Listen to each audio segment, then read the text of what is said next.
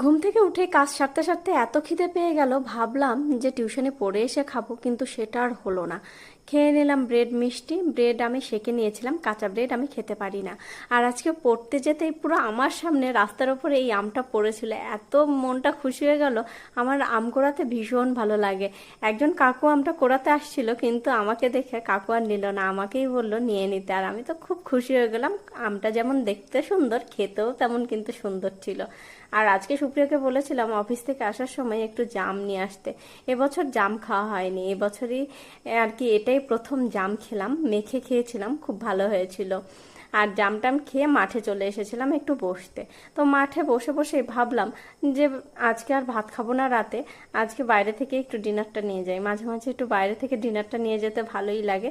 তাই এই দিয়ে বেশ জম্পেশ করে ডিনারটাও হয়ে গেছিল আমার।